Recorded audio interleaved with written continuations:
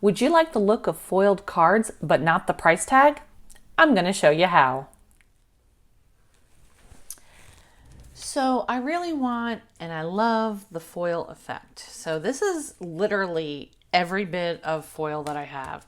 This is a silver holographic, a gold holographic, and foil quill from We Are Memory Keepers that has 30 pieces that hasn't even been opened because, well, I don't have a foiling machine. I don't have a laminator. I don't have the tacky stuff to make it stick. All I have is double stick tape and this.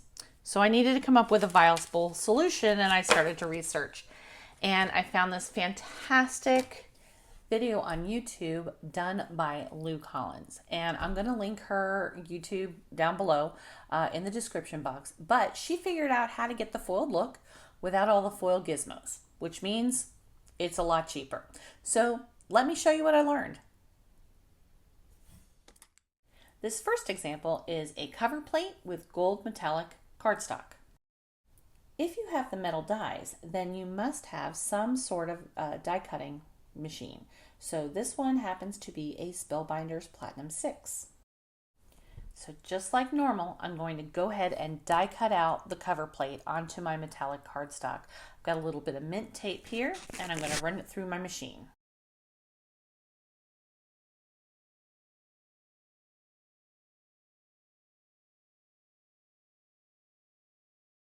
So I really needed to use up some of my card panels that I've made, and I selected this beautiful gold and green panel that I just had lying around for some time. If you've watched my channel, you'll know that I really don't like to waste perfectly beautiful ink, so I will very often do some ink smushing techniques when I have that available and create these beautiful backgrounds. I am using Ranger's Multimedia Masks. I speak so well. Ranger Multimedia Matte Glue, and I'm using a makeup wedge to go in and adhere that to the back of this particular die cut. Now I did slide a piece of plastic packaging underneath my die cut that I'm going to put the glue on because I just don't want glue all over my glass media mat. All right, so y'all are actually watching my very first attempts at this particular technique. So I didn't really cut out any of the good, the bad, or the ugly. So I'm going to share it all with you.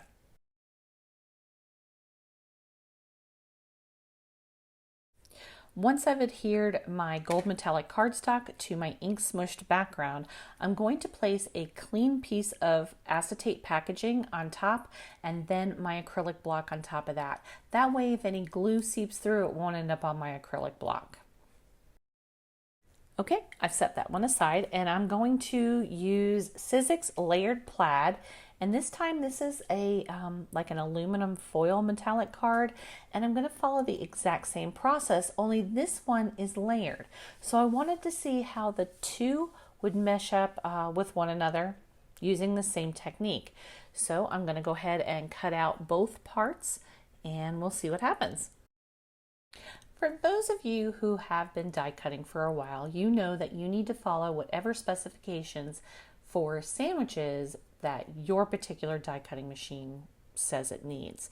And sometimes you have to play with that as well. Sometimes if your machine is a little older, it's a little looser, you need more layers. You'll notice that I tend to use my magic mat, which I absolutely love.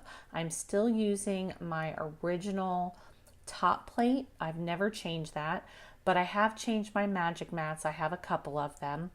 And I actually just bought the long extended version that goes with my universal plate system. So I'm super excited about that. It'll allow me to do more die cutting all at one time rather than the shorter mat. But I have to tell you, I love Magic Mat. Love, love, love. And now I'm going to go ahead and die cut out the thinner layer for layer number 2. Now I'm going to bounce back and forth between the gold and the silver here for a second. Now I'm going back to the gold one because I thought that it was dry enough to do this second part of this technique. I am just going to place my cardstock with the metallic foil or the metallic cardstock on top, along with a cut plate and a piece of cork. Now, Most people aren't going to have cork. I use it kind of as a shim. You can use your metal plate, your metal shim for it, additional cardstock. You can use the tan or brown mat that you have that came with your machine. But you want to apply pressure enough to that metallic cardstock to make it flat, to give it the look of foil. Bouncing back to my silver example, I have glued both parts of the Sizzix plaid together, and I'm going to flip over my magic mat because that's a key to keeping your mat flat, is to flip it often. And this time I'm going to use my cutting plate on top, and I'm going to try to run it through to see if I have enough pressure. It doesn't appear so. This time I'm going to use a metal shim. I'm just showing you different examples on how to get the same technique because not everyone's going to have the same parts to their die cutting machine. Hey y'all, I'm Wendy from Village Card and Craft, and I want to thank you so very much for choosing to spend your time with me. I have a brand new goal of 1,500 subscribers by August. So if you're finding value from my videos, please consider giving me a thumbs up and hitting that subscribe button. The goal of my channel is to show you how to be inspired by the things that you love. For me, they're typically all things Disney, but I find inspiration in my world every single day, be it my community, any trips that I take tons of photographs and then I bring them back and I find inspiration using a plethora of different paper crafting techniques, and I turn them into cards. So if you'd like to be on that journey with me, I'd love to have you. This is so cool because not only did it flatten the metallic cardstock, it embedded it into the cardstock itself and it looks just like foil. With another 2-part die, this is the word thanks, I have the shadow and then the script part. I die cut thanks out of red metallic, and I'm going to run that through separately this time to see if doing it separately will make a difference. This is so cool. Okay, so I have the script part of the word, and I did that on holographic metallic paper, and this time I'm going to adhere this with Artist Tack. Artist Tack is a permanent dry adhesive that's got millions of little micro dots. The top sheet is a release sheet and the bottom has the micro dots. So I'm just gonna double check, make sure that I can see the dots and put a space on it and go ahead and rub it down. So wherever you want the dots, that side needs to go against the micro dot sheet, and you're gonna use that release paper to rub.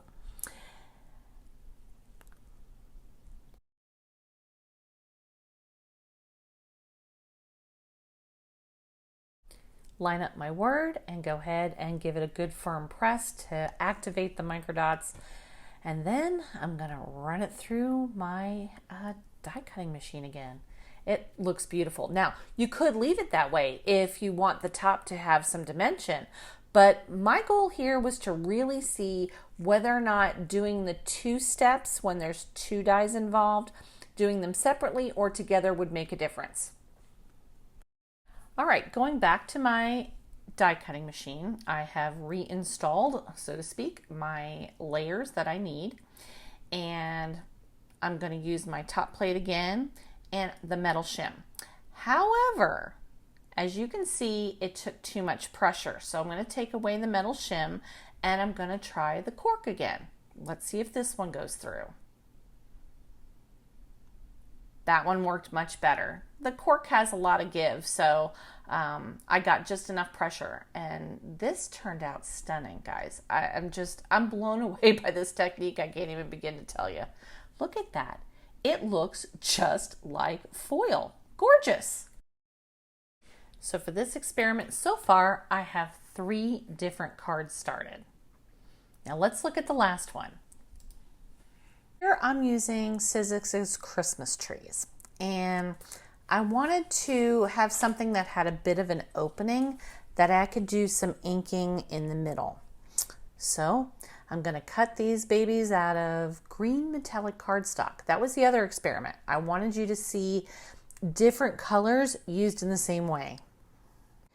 Not only was I using different colors of cardstock, I was also using different adhesives. So at the end, I'm going to show you or give you my honest opinion as to which adhesive worked best and which one I would go with again.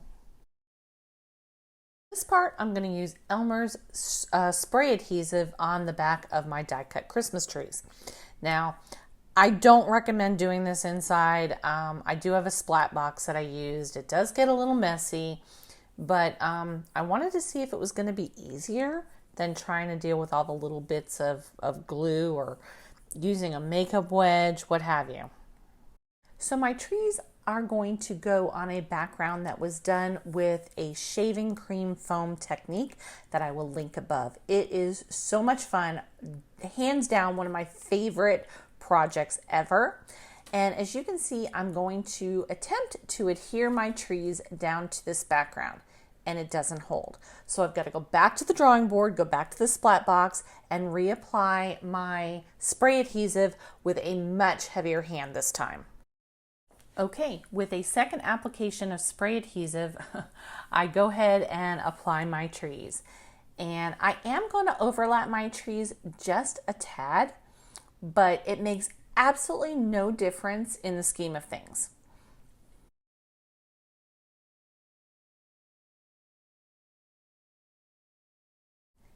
And once again, using my handy dandy acrylic blocks to allow my glues to set, I will go ahead and get my die cutting machine ready to go again.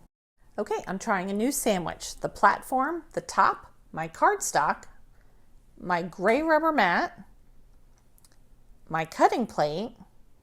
I still don't have enough pressure. I can push it right through. So I'm going to add the metal shim and try again. I know you really didn't see it, but I did put the metal shim along with the cork down and run it through this time. This is all an experiment, so I really wanted you to see that there are a plethora of different options here to get you to achieve the flattened foil result that we're looking for. I still didn't like that particular sandwich, so I am going to go back and have my magic mat underneath. This time my cardstock on top along with the gray mat.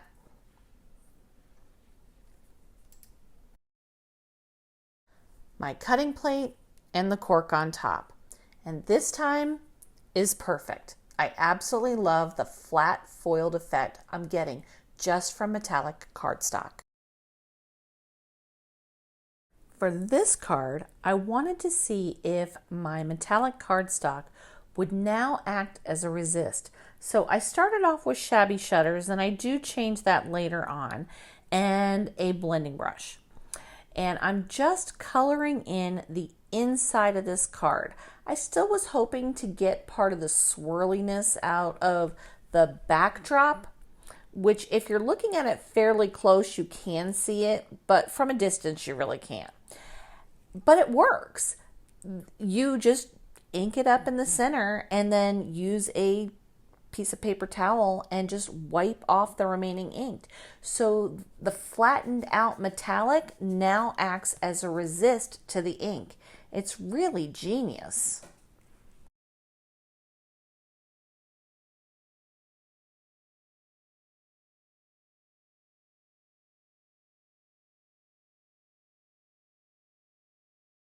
Okay, so here's my takeaway from this particular faux foiling cheat hack, whatever you want to call it. Okay, let's go back to the first card. That was this one. So I did this one with liquid glue.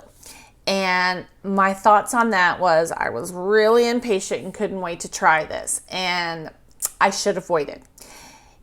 The liquid glue has to go somewhere if it's not dry. And when you add pressure, it's going to come out. And it did end up onto the metallic cardstock. In this case, it's not a bad thing because of the background that I chose. There is some gold splatter paint in this particular background, and it kind of makes it have a rustic charm. So I really like this one. I chose not to do a sentiment yet because I don't know what I want to use it for, but I love it nevertheless. As far as the second one, when I did the 2 die cuts together, so my experiment was, do I need to do 2 die cuts together and run it through, or do I need to do them separately? This one I did together. I glued the 2 panels together and glued them onto my background, ran it through the embossing machine. Once again, I was impatient. I did it with liquid glue. It does come through. But once again, it didn't matter because I used a brushed metallic, almost aluminum kind of looking cardstock, and it really adds some rustic qualities to it. I like it. I like it a lot. Now, the third card, where I did it separately and I used a different adhesive. The adhesive I used for this one was Artist Tack, which are the micro dots. Highly recommend this one for super fine words like this. It would be just a mess if you tried to use liquid glue. So highly recommend that. Love the way this came out. It looks just like foil. I love it. And last but not least, the Christmas trees. This one I used the spray adhesive on. Now, I highly recommend spray adhesive. If you don't like using a spray adhesive, try something like Artist Tack, some dry type of adhesive. That way you don't have to wait overnight. Well, you really don't have to. It just really does depend on the look that you want. But I did find that the liquid glue seeps through because it has nowhere to go if it's not quite dry enough. So take away as you like it. I hope you enjoyed this. Please let me know in the comments below if you plan on trying this beautiful technique. And if you do, please head over to Facebook for Village Card and Crafts and join our group over there where you can share your makes and creates. Thanks so much. I'll see you real soon.